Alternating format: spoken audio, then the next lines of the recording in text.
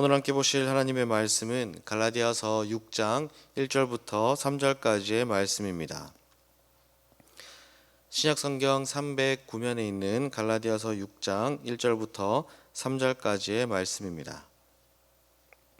6장 1절부터 3절까지 함께 한 목소리로 읽도록 하겠습니다. 형제들아, 사람이 만일 무슨 범죄한 일이 드러나거든 신령한 너희는 온유한 심령으로 그러한 자를 바로잡고 너 자신을 살펴보아 너도 시험을 받을까 두려워하라. 너희가 짐을 서로 지라. 그리하여 그리스도의 법을 성취하라. 만일 누가 아무것도 되지 못하고 된 줄로 생각하면 스스로 속임이라. 아멘. 오늘 본문 6장 1절의 말씀을 보면 바울이 갈라디아 교회 성도들을 향하여 형제들아 라고 부르고 있습니다. 이것은 갈라디아 교회 성도들과 바울과의 관계를 정의하는 것임과 동시에 갈라디아 교회 성도들 간의 관계를 정의하는 것이기도 했습니다. 갈라디아 교회 모든 성도들은 한 분 하나님을 아버지로 모시는 형제요 자매임을 바울은 강조했던 것입니다. 나와 피가 섞인 형제 자매가 죄를 짓는다는 것을 알았다면 절대로 그냥 두지 않을 것입니다. 어떻게 해서든지 그 죄를 끊어내 버릴 수 있도록 도와줄 것입니다. 우리는 예수 그리스도께서 십자가 위에서 흘리신 보혈로 인하여서 한 형제요 자매가 되었습니다. 그렇게 우리는 우리 중에 누군가가 죄를 지었다면 그 죄를 지적해서 돌아올 수 있도록 도와주어야 하는 것입니다. 단, 그 지적은 온유한 마음으로 이루어져야 합니다. 여기에 나오는 온유는 갈라디아서 5장 23절에서 먼저 성령의 열매로 언급된 적이 있었습니다. 누군가의 죄를 지적하는 것은 나의 생각이나 판단에 의해서 이루어져서는 안 되고 성령 하나님의 인도함을 따라 이루어져야 하는 것입니다. 죄를 지적했다면 그 후에는 어떻게 해야 할까요? 1절을 보시면 바로 잡아 이렇게 나옵니다. 이 단어는 다시 합치게 하다, 올바른 곳에 두다, 바르게 하다 이러한 뜻을 가지고 있습니다. 하나님의 말씀을 가르쳐 주어서 하나님의 뜻에 합한 자가 되도록, 그리고 하나님이 인도하시는 길 위에 설 수 있도록, 하나님을 기쁘시게 하는 자가 될 수 있도록 도와주어야 하는 것입니다.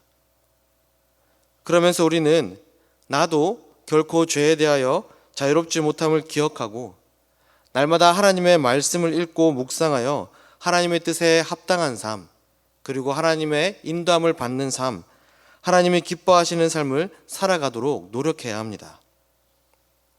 결국 믿음 안에서 한 형제요 자매인 교회 공동체는 늘 하나님의 말씀으로 가득해야 바로 설 수 있음을 알게 됩니다. 사랑하는 성도 여러분, 우리 교회가 하나님의 말씀으로 풍성한 교회가 되기를 간절히 소망합니다. 교육자와 직분자 그리고 주일학교 부서에 이르는 모든 우리 교회 성도님들이 하나님의 말씀이 가득하여서 그 말씀으로 서로를 바로 잡아주는 하나님의 말씀에 합한 자, 또한 하나님의 인도함을 받는 교회, 하나님을 기쁘시게 하는 교회가 되기를 간절히 소망합니다.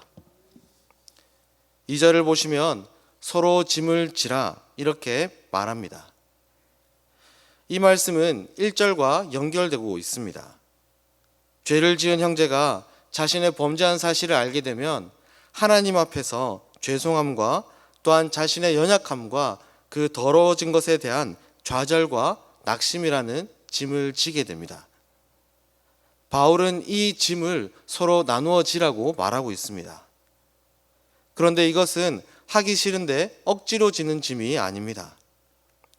1절에서 보았던 것처럼 내가 사랑하는 형제요 자매의 짐이기 때문에 기꺼이 질 수가 있는 것입니다. 내 형제가 죄로 인해 괴로워하고 아파하고 있는 것을 본다면 절대로 모른 척하지 않을 것입니다. 마땅히 함께 괴로워하고 아픔을 나눠지게 됩니다. 우리는 이것을 예수 그리스도를 통하여서 알 수 있습니다. 히브리서 2장 11절을 보면 예수님은 우리를 향하여 형제라고 부르심을 부끄러워하지 아니하셨다라고 나옵니다.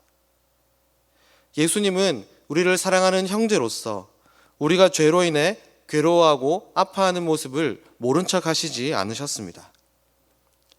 예수님은 친히 이 땅에 오셔서 우리의 모든 죄의 짐을 대신 지시고 십자가 위에서 죽으셨습니다. 뿐만 아니라 3일 만에 부활하시고 승천하심으로 우리에게 구원의 은혜와 또한 부활의 소망을 허락해 주셨습니다. 이와 같이 우리는 예수 그리스도께서 우리에게 베풀어 주신 그 사랑으로 서로의 짐을 나누어 질 수가 있습니다. 그래서 바울은 2절에서 서로의 짐을 나누어 지는 것은 그리스도의 법, 곧 그리스도의 사랑으로 감당할 수 있음을 가르쳐 주었던 것입니다.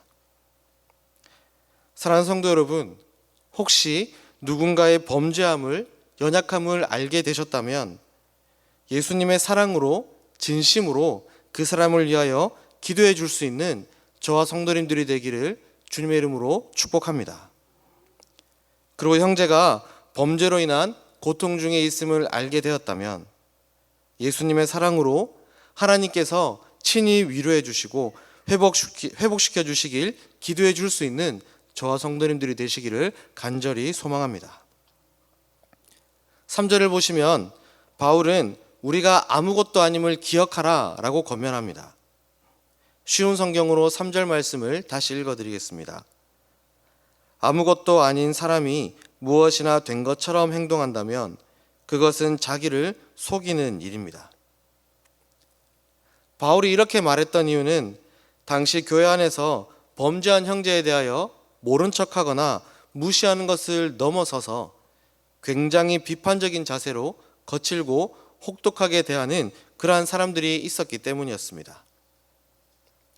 그들은 형제의 짐을 서로 나누어 지지도 않았을 뿐더러 자신이 율법의 요구를 지킨 것으로 인하여서 스스로를 높이고 또한 스스로 높인 그 자리에서 범죄한 형제들에 대하여 엄격하게 질책하기만 했었습니다.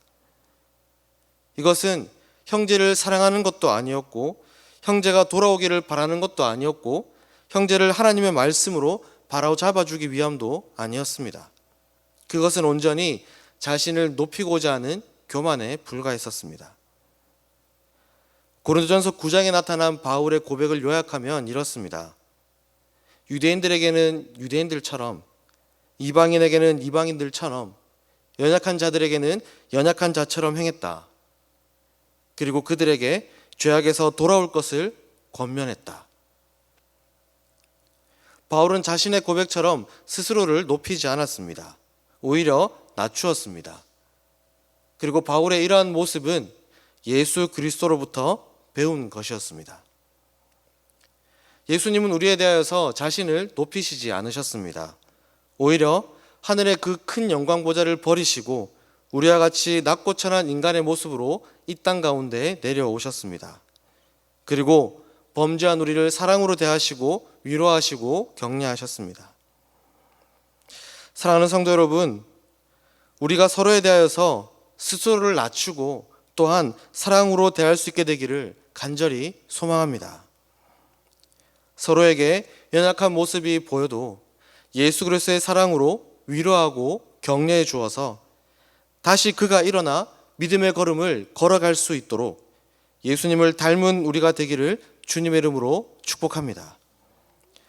말씀을 기억하시면서 오늘 기도하실 때 우리 교회를 말씀으로 충만케 해달라고, 그리고 예수 그리스도의 사랑이 가득한 교회 또한 나 자신이 되게 해달라고, 특별히 내가 그동안 정죄한 성도가 있었다면 그를 사랑하는 마음을 주시고 그에게 하나님이 주실 수 있는 위로를 부어달라고 기도하시는 귀한 시간이 되기를 주님의 이름으로 축복합니다.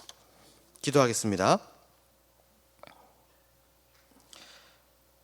거룩하신 하나님 아버지, 우리가 한 분 하나님을 아버지로 모시는 형제요 자매라는 사실을 깨닫게 해주시니 감사합니다. 한 형제요 자매된 우리가 우리 아버지 하나님의 말씀을 통해 서로를 바로잡게 하여 주시옵소서.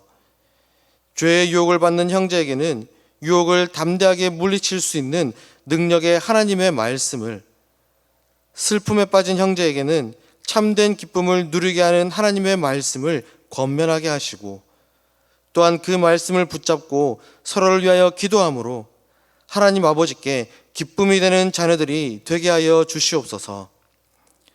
간절히 바라기는 무엇보다 우리 안에 겸손하신 예수 그리스도가 새겨지게 하여 주시옵소서. 우리를 사랑하셔서 낮고 철한 인간의 모습으로 이 땅에 오신 것처럼 우리도 예수 그리스도의 사랑과 겸손을 닮아 서로를 사랑하게 하시고 겸손하게 대하게 하시고 그렇게 가정을, 이웃을, 서로의 성도를 대할 수 있도록 은혜 베풀어 주시옵소서. 그래서 우리를 통해 예수 그리스도의 사랑이 많은 사람들에게 흘러가게 하는 축복의 통로가 되게 하여 주시옵소서. 모든 말씀 예수님의 이름으로 기도드리옵나이다. 아멘.